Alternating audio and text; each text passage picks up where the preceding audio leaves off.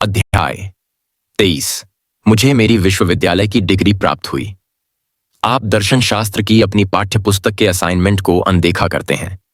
इसमें कोई संदेह नहीं है कि आप परीक्षाओं में सफल होने के लिए एक कम मेहनत वाले का अंतर्ज्ञान पर निर्भर हैं। लेकिन जब तक आप खुद को अधिक विद्वत्तापूर्ण तरीके से लागू नहीं करते, मैं यह सुनिश्चित करूंगा कि आप इस कोर्स को पास न करें। श्रीरामपुर कॉलेज के प्रोफेसर डी.सी. घोषाल मुझे सख्ती से संबोधित कर रहे थे। अगर मैं उनकी अंतिम लिखित कक्षा परीक्षा में पास नहीं हो पाया तो मैं निर्णायक परीक्षा देने के लिए अयोग्य हो जाऊंगा। ये कलकत्ता विश्वविद्यालय के संकाय द्वारा तैयार किए जाते हैं, जिसमें श्रीरामपुर कॉलेज इसकी संबद्ध शाखाओं में से एक है। भारतीय विश्वविद्यालयों में एक छात्र जो AB फाइनल में एक विषय में असफल होता है, उसे अगले वर्ष अपने सभी विषयों में फिर से परीक्षा देनी होगी। श्रीरामपुर कॉलेज में मेरे प्रशिक्षक आमतौर पर मेरे साथ दयालुता से पेश आते थे, जिसमें एक मनोरंजक सहिष्णुता भी शामिल थी। मुकुंद धर्म के नशे में कुछ ज्यादा ही डूबे हुए हैं।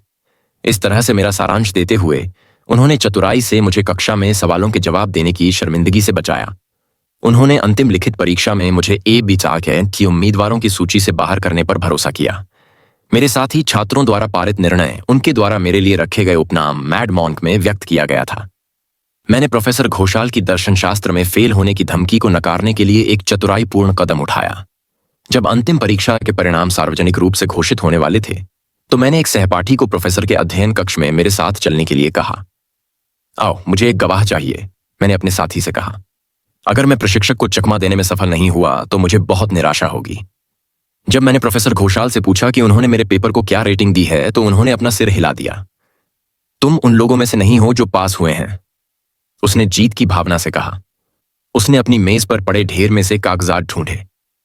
तुम्हारा पेपर यहां है ही नहीं, तुम वैसे भी परीक्षा में न आने के कारण फेल हो गए हो, मैंने हंसते हुए कहा। सर, मैं वहां था, क्या मैं खुद भी इस ढेर को देख सकता हूं? प्रोफेसर ने बिना किसी आश्चर्य के अपनी अनुमति दे दी। मैंने जल्दी से अपना पेपर ढूंढा, जहां मैंने अपने रोल कॉल नंबर को छोड़कर किसी भी पहचान चिन्ह को सावधानीपूर्वक छोड़ दिया था। मेरे नाम के लाल झंडे से अनभिज्ज प्रशिक्षक ने मेरे उत्तरों को उच्च रेटिंग दी थी, भले ही वे पाठ्य पुस्तक के उद्धरणों से अलंकृत नहीं थे। 23-1 मेरी चाल को समझते हुए अब वह गरज कर बोला, सरासर बेशर्म किस्मत, उसने उम्मीद से कहा। AB फाइनल में तुम निश्चित रूप से असफल हो जाओगे। मेरे अन्य विषयों की परीक्षाओं के लिए मुझे कुछ कोचिंग मिली, खास तौर पर मेरे प्यारे दोस्त और चचेरे भाई प्रभास चंद्र घोष, जो मेरे चाचा सरदा के 23 वर्षीय बेटे हैं, से। मैं दर्दनाक रूप से लड़खड़ाता रहा, लेकिन सफलतापूर्वक सबसे कम संभव पासिंग मार्क्स के साथ अपने सभी अंतिम टेस्ट पास किए। अब कॉलेज के 4 साल बाद मैं AB परीक्षा में बैठने के योग्य था। फिर भी मुझे शायद ही उम्मीद थी कि मैं इस विशेषाधिकार का लाभ उठा पाऊंगा। कलकत्ता विश्वविद्यालय द्वारा AB डिग्री के लिए निर्धारित कठोर परीक्षाओं की तुलना में श्रीरामपुर कॉलेज की अंतिम परीक्षाएं बच्चों का खेल थीं। श्री युक्तेश्वर की मेरी लगभग रोजाना की यात्राएं मुझे कॉलेज के हॉल में प्रवेश करने के लिए बहुत कम समय देती थीं। वहां मेरी अनुपस्थिति के बजाय मेरी उपस्थिति ने मेरे सहपाठियों को विस्मय से भर दिया। मेरी आदत थी कि सुबह 9:30 बजे साइकिल से निकल जाता था। एक हाथ में मैं अपने गुरु के लिए भेंट लेकर जाता था, अपने पंथी बोर्डिंग हाउस के बगीचे से कुछ फूल। गुरु मुझे विनम्रतापूर्वक नमस्कार करते हुए दोपहर के भोजन के लिए आमंत्रित करते थे। मैं हमेशा तत्परता से स्वीकार करता था। कॉलेज के बारे में सोचना भूल जाता था। श्री युक्तेश्वर के साथ घंटों बिताने, उनके अतुलनीय ज्ञान को सुनने या आश्रम के कामों में मदद करने के बाद मैं अनिच्छा से आधी रात के आसपास पंथी के लिए निकल जाता था। कभी कभी मैं अपने गुरु के साथ पूरी रात बिताता था। उनकी बातचीत में इतना मग्न रहता था कि मुझे पता ही नहीं चलता था कि कब अंधेरा भोर में बदल गया। एक रात लगभग 11 बजे, जब मैं बोर्डिंग हाउस जाने के लिए तैयार होकर अपने जूते पहन रहा था, मास्टर जी ने मुझसे गंभीरता से पूछा, आपकी AB परीक्षाएं कब शुरू होंगी? 5 दिन बाद सर। मुझे आशा है कि आप उनके लिए तैयार हैं। मैं घबरा गया और अपना एक जूता हवा में उठा लिया। मैंने विरोध करते हुए कहा, सर, आप जानते हैं कि मेरे दिन प्रोफेसरों के साथ नहीं बल्कि आपके साथ बीते हैं। मैं उन कठिन फाइनल परीक्षाओं में शामिल होकर कैसे तमाशा कर सकता हूं? श्री युक्तेश्वर की आंखें मेरी ओर घूर रही थीं। तुम्हें अवश्य आना चाहिए। उनका स्वर ठंडा और सख्त था। हमें तुम्हारे पिता और अन्य रिश्तेदारों को आश्रम जीवन के प्रति तुम्हारी पसंद की आलोचना करने का अवसर नहीं देना चाहिए। बस मुझसे वादा करो कि तुम परीक्षाओं में उपस्थित रहोगे। उनका उत्तर तुम सर्वोत्तम तरीके से दोगे। मेरे चेहरे पर बेकाबू आंसू बह रहे थे। मुझे लगा कि मास्टर का आदेश अनुचित था और कम से कम यह कहा जा सकता है कि उनकी दिलचस्पी बहुत देर से आई थी। अगर तुम चाहो तो मैं आ जाऊंगा, मैंने सिसकते हुए कहा। लेकिन उचित तैयारी के लिए समय नहीं बचा है, मैंने दबी हुई आवाज में कहा। मैं सवालों के जवाब में तुम्हारी शिक्षाओं से पन्ने भर दूंगा। अगले दिन जब मैं अपने निर्धारित समय पर आश्रम में दाखिल हुआ तो मैंने एक विशेष शोकपूर्ण गंभीरता के साथ अपना गुलदस्ता पेश किया। श्री युक्तेश्वर मेरी इस दुखी मुद्रा पर हंस पड़े। मुकुंद, क्या भगवान ने कभी तुम्हें किसी परीक्षा में या अन्यत्र अनुत्तीर्ण किया है? नहीं सर, मैंने गर्मजोशी से जवाब दिया। कृतज्ञता भरी यादें एक ताजा पहाड़ की तरह बह निकलीं। मेरे गुरु ने विनम्रतापूर्वक कहा, आलस्य नहीं, बल्कि ईश्वर के प्रति तीव्र उत्साह ने तुम्हें कॉलेज में सम्मान पाने से रोका है। कुछ देर मौन रहने के बाद उन्होंने कहा, पहले ईश्वर के राज्य और उसकी धार्मिकता की खोज करो और ये सब चीजें तुम्हें मिल जाएंगी। 23/4। 1000वीं बार मुझे लगा कि गुरु की मौजूदगी में मेरा बोझ हल्का हो गया है। जब हमने अपना दोपहर का भोजन समाप्त कर लिया तो उन्होंने सुझाव दिया कि मैं पंथी में वापस लौट जाऊं।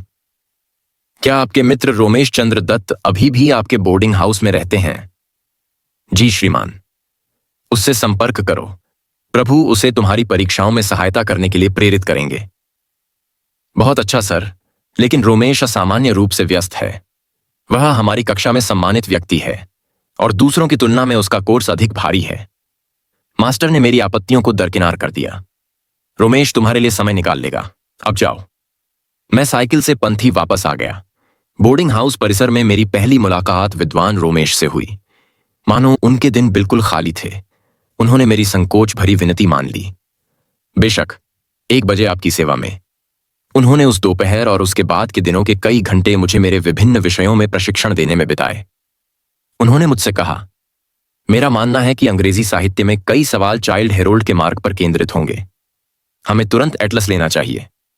मैं जल्दी से अपने चाचा सरदा के घर गया और एक एटलस उधार लिया।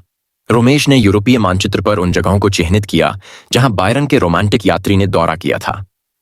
कुछ सहपाठी ट्यूशन सुनने के लिए इकट्ठे हुए थे। रोमेश तुम्हें गलत सलाह दे रहा है, उनमें से एक ने सत्र के अंत में मुझसे टिप्पणी की। आमतौर पर केवल 50% प्रश्न किताबों के बारे में होते हैं, बाकी आधे लेखकों के जीवन से जुड़े होते हैं। अगले दिन जब मैं अंग्रेजी साहित्य की परीक्षा देने बैठा तो प्रश्नों पर मेरी पहली नजर पड़ते ही मेरी आंखों से कृतज्ञता के आंसू बहने लगे और मेरा पेपर भीग गया। कक्षा का मॉनिटर मेरी मेज पर आया और सहानुभूतिपूर्वक पूछताछ की। मेरे गुरु ने भविष्यवाणी की थी कि रोमेश मेरी मदद करेगा। मैंने समझाया, देखो, रोमेश ने जो प्रश्न मुझे बताए थे वे ही परीक्षा की शीट पर हैं। सौभाग्य से मेरे लिए इस साल अंग्रेजी लेखकों पर बहुत कम प्रश्न हैं जिनका जीवन मेरे हिसाब से गहरे रहस्यों से घिरा हुआ है। जब मैं वापस लौटा तो मेरे बोर्डिंग हाउस में हंगामा मच गया। जो लड़के मेरा मजाक उड़ा रहे थे, रोमेश की कोचिंग पद्धति ने मुझे विस्मय से देखा और बधाइयों से मेरा कान लगभग बंद हो गया। परीक्षा के सप्ताह के दौरान मैंने रोमेश के साथ कई घंटे बिताए। उसने ऐसे प्रश्न तैयार किए जो उसे लगा कि प्रोफेसरों द्वारा पूछे जाने की संभावना है। दिन ब दिन रोमेश के प्रश्न परीक्षा शीट पर लगभग एक ही रूप में दिखाई दिए। कॉलेज में यह खबर खूब फैल गई कि चमत्कार जैसा कुछ होने वाला है और यह कि इस विह्वल पागल साधु को सफलता मिलने की पूरी संभावना है। मैंने मामले के तथ्यों को छिपाने का कोई प्रयास नहीं किया। स्थानीय प्रोफेसर उन प्रश्नों को बदलने में असमर्थ थे जिन्हें कलकत्ता विश्वविद्यालय ने व्यवस्थित किया था। अंग्रेजी साहित्य की परीक्षा के बारे में सोचते हुए मुझे एक सुबह एहसास हुआ कि मैंने एक गंभीर गलती की है। प्रश्नों के एक भाग को 2 भागों में विभाजित किया गया था, ए या बी और सी या डी। प्रत्येक भाग से एक प्रश्न का उत्तर देने के बजाय मैंने समूह 1 में दोनों प्रश्नों के उत्तर लापरवाही से दिए थे और समूह 2 में कुछ भी विचार करने में विफल रहा था। उस पेपर में मैं अधिकतम 33 अंक प्राप्त कर सकता था, जो उत्तीर्ण होने के लिए आवश्यक 36 अंकों से 3 कम था। मैं दौड़कर मास्टर के पास गया और अपनी परेशानी बताई। सर, मैंने एक अक्षम्य भूल की है। मैं रोमेश के माध्यम से ईश्वरीय आशीर्वाद का हकदार नहीं हूं। मैं पूरी तरह से अयोग्य हूं। खुश रहो मुकुंद। श्री युक्तेश्वर का स्वर हल्का और बेफिक्र था। उन्होंने आकाश की नीली तिजोरी की ओर इशारा किया। सूर्य और चंद्रमा का अंतरिक्ष में अपनी स्थिति बदलना आपके लिए अपनी डिग्री प्राप्त करने में असफल होने से कहीं अधिक संभव है। मैं आश्रम से अधिक शांत भाव से निकला। हालांकि गणितीय दृष्टि से यह अकल्पनीय लग रहा था कि मैं वहां से गुजर सकता हूं। मैंने 1 या 2 बार आशंका से आकाश की ओर देखा। दिन के देवता अपनी सामान्य कक्षा में सुरक्षित रूप से लंगर डाले हुए दिखाई दिए। जैसे ही मैं पंथी के पास पहुंचा, मैंने एक सहपाठी की टिप्पणी सुनी। मुझे अभी पता चला है कि इस वर्ष पहली बार अंग्रेजी साहित्य में उत्तीर्ण होने के लिए आवश्यक अंक कम कर दिए गए हैं। मैं इतनी तेजी से उस लड़के के कमरे में घुसा कि वह घबराकर ऊपर देखने लगा। मैंने उत्सुकता से उससे सवाल पूछे। लंबे बालों वाले भिक्षु, उन्होंने हंसते हुए कहा, शैक्षणिक मामलों में अचानक इतनी रुचि क्यों? आखिरी समय में रोना क्यों? लेकिन यह सच है कि पासिंग मार्क को घटाकर 33 अंक कर दिया गया है। कुछ खुशी भरी छलांगें लगाने के बाद मैं अपने कमरे में पहुंच गया, जहां मैंने घुटनों के बल बैठकर अपने दिव्य पिता की गणितीय पूर्णता की प्रशंसा की। हर दिन मैं एक आध्यात्मिक उपस्थिति की चेतना से रोमांचित होता था, जिसे मैं स्पष्ट रूप से रोमेश के माध्यम से मेरा मार्गदर्शन करते हुए महसूस करता था। बंगाली में परीक्षा के संबंध में एक महत्वपूर्ण घटना घटी। रोमेश, जिन्होंने उस विषय पर बहुत कम बात की थी, ने मुझे एक सुबह वापस बुलाया जब मैं बोर्डिंग हाउस से परीक्षा हॉल के लिए निकल रहा था। रोमेश तुम्हें पुकार रहा है, एक सहपाठी ने अधीरता से मुझसे कहा। वापस मत आना, हम हॉल में देर से पहुंचेंगे। सलाह को नजरअंदाज करते हुए मैं वापस घर की ओर भागा। रोमेश ने मुझसे कहा, बंगाली परीक्षा में हमारे बंगाली लड़के आमतौर पर आसानी से पास हो जाते हैं, लेकिन मुझे अभी अभी यह अंदेशा हुआ है कि इस साल प्रोफेसरों ने हमारे प्राचीन साहित्य से प्रश्न पूछकर छात्रों का नरसंहार करने की योजना बनाई है। मेरे मित्र ने फिर प्रसिद्ध परोपकारी व्यक्ति विद्यासागर के जीवन की 2 कहानियां संक्षेप में बताईं। मैंने रोमेश को धन्यवाद दिया और जल्दी से साइकिल चलाकर कॉलेज हॉल में गया। बंगाली में परीक्षा पत्रक में 2 भाग थे। पहला निर्देश था, विद्यासागर के दान के 2 उदाहरण लिखो। जैसे ही मैंने हाल ही में प्राप्त ज्ञान को पेपर में स्थानांतरित किया, मैंने रोमेश के अंतिम क्षण के आह्वान पर ध्यान देने के लिए धन्यवाद के कुछ शब्द फुसफुसाए। अगर मैं विद्यासागर द्वारा मानव जाति, अंततः खुद के लिए किए गए उपकारों से अनभिज्ञ होता, तो मैं बंगाली परीक्षा में उत्तीर्ण नहीं हो पाता। एक विषय में फेल होने पर मुझे अगले वर्ष सभी विषयों में फिर से परीक्षा देनी पड़ती। ऐसी संभावना स्वाभाविक रूप से घृणित थी। शीट पर दूसरा निर्देश था, बंगाली में उस व्यक्ति के जीवन पर निबंध लिखें जिसने आपको सबसे अधिक प्रेरित किया है। प्रिय पाठक, मुझे आपको यह बताने की आवश्यकता नहीं है कि मैंने अपने विषय के लिए किस व्यक्ति को चुना। जैसे जैसे मैं अपने गुरु की प्रशंसा से एक के बाद एक पृष्ठ भरता गया, मुझे यह महसूस करके मुस्कुराहट आई कि मेरी बुदबुदाती भविष्यवाणी सच हो रही थी। मैं आपकी शिक्षाओं से शीट भर दूंगा। मुझे रोमेश से दर्शन शास्त्र के अपने पाठ्यक्रम के बारे में पूछने का मन नहीं हुआ। श्री युक्तेश्वर के अधीन अपने लंबे प्रशिक्षण पर भरोसा करते हुए मैंने पाठ्य पुस्तक की व्याख्याओं को सुरक्षित रूप से अनदेखा कर दिया। मेरे किसी भी पेपर को दिए गए उच्चतम अंक दर्शन शास्त्र में थे। अन्य सभी विषयों में मेरे अंक केवल उत्तीर्ण अंकों के भीतर थे। यह बताते हुए मुझे खुशी हो रही है कि मेरे निःस्वार्थ मित्र रोमेश को उनकी डिग्री सह प्रशंसा के साथ प्राप्त हुई। मेरे स्नातक होने पर पिताजी मुस्कुरा उठे।